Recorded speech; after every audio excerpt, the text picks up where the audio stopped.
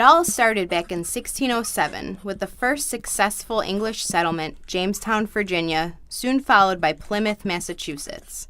Over the next 130 years, cities developed, and in 1754, the entire East Coast was established as the 13 British colonies.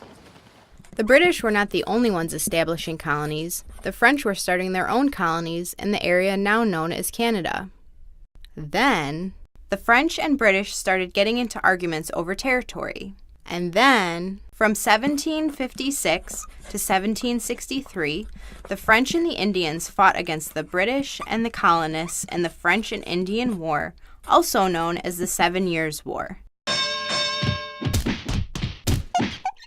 The colonists and the British won the war. To make it official, the British and the French signed the Treaty of Paris in 1763. Not only did the treaty end the war, but it also granted the British control of the territory from the Mississippi River to the Appalachian Mountains. But the war had left the British with a bunch of debt, so they taxed the American colonists. A lot. And then, in 1765, they passed the Stamp Act, and all important papers and documents needed to be produced in Great Britain and have a special stamp, and the American colonists had to pay for this too. Even with new territory, colonists were very angry that the British were robbing them of their hard earnings by making them pay unreasonable taxes on things like tea and postage. And there was nothing they could do about it because they didn't even have any representation in the British Parliament. They had had enough, so they decided to stop paying taxes completely. But they were just getting started. In 1773, 3 British ships delivering tea from the East India Tea Company were ambushed by colonists disguised as American Indians. They dumped all the tea into the harbor. This act of aggression went down in history as the Boston Tea Party. The British were steamed and started assembling troops to move against the American colonists.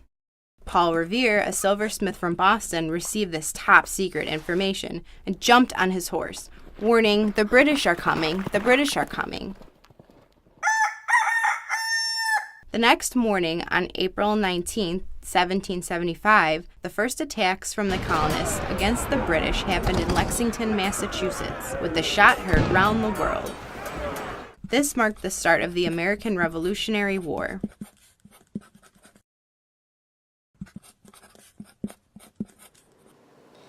It's time for the morning announcements. I am Adam Hilsheimer with the information that is important for you. Today is Monday, November 7th, 2016.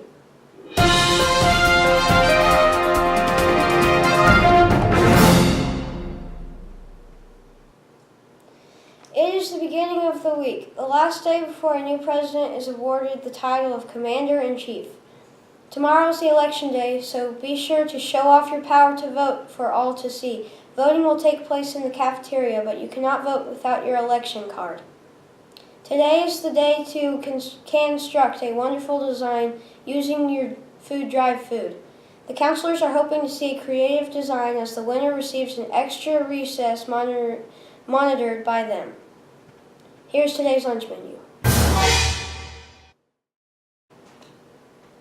Chicken fried steak, whipped potatoes, cream gravy, and dinner roll.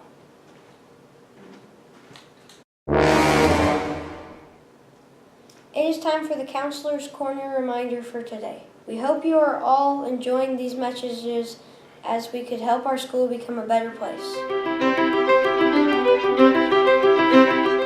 Hi, welcome to Freddy's. At Freddy's, they come for the burgers and fries. Guest number 133.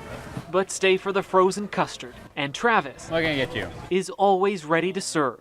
On Wednesday, he took the order of a very special little boy. He wants to order dessert. The boy comes up to the counter, fidgeting with coins and a few dollar bills, hoping he has enough for that mini mint Oreo custard. He was a little nervous that he didn't have enough, and he kind of just ended up handing me everything he had. It wasn't enough. He was maybe $2 short. So Travis, just a few minutes from the end of his shift, pulled out his own credit card and said, "It's on me." Just the biggest eyes and just the widest smile. A swipe that made a difference, but you see, the story doesn't end there. Just half an hour later, that same little boy handed Travis a note as he and his mother walked out. It says, Thank you for being so nice and paying for my concrete. We need more people like you. This time, And it was Travis that smiled.